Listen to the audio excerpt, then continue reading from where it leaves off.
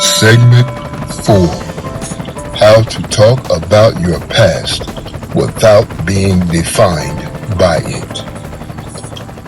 At some point, in some context, you are going to have to decide how much of your past to share and how to share it.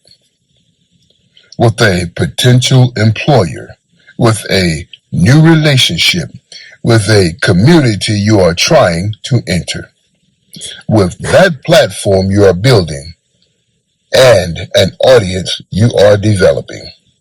The question of how to talk about what you have been through, how much to say, and how to say it, and what frame to use is one of the most practically complex challenges in the rebuilding process.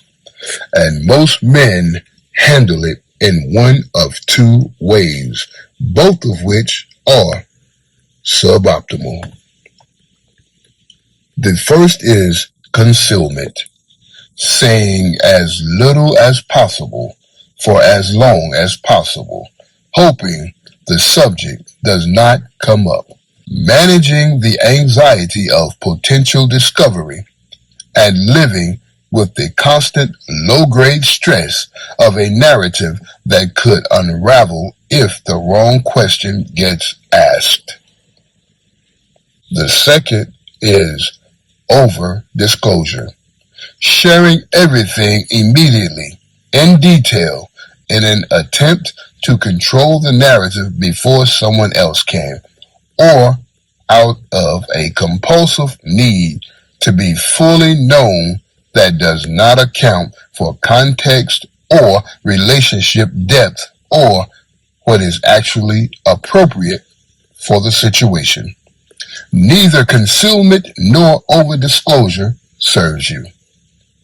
What serves you is a framework for intentional disclosure, one that is honest without being exhaustive, that acknowledges your history without leading with it, that frames what you have been through in the context of what you have learned and where you are going, rather than as the defining feature of who you are.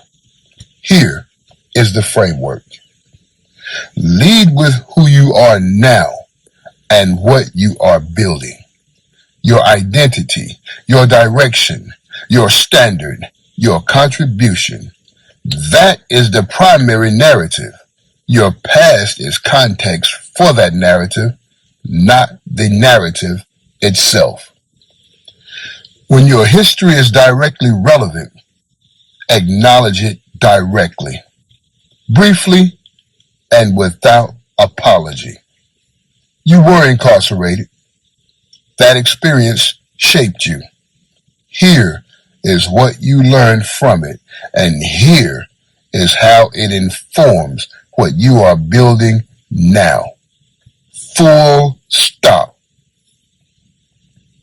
Do not over-explain. Do not perform remorse for an audience.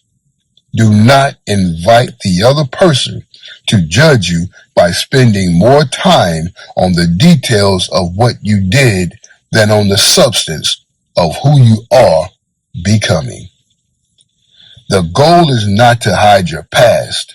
The goal is to ensure that your past is in its proper position in the story of your life, behind you, informing you, not defending you.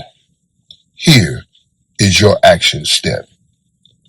Write a 2 to 3 sentence response to the question. Tell me about your background. Practice delivering it out loud until it feels natural, honest, and forward-facing. Because how you talk about your past is one of the most powerful tools you have for shaping how others understand your present.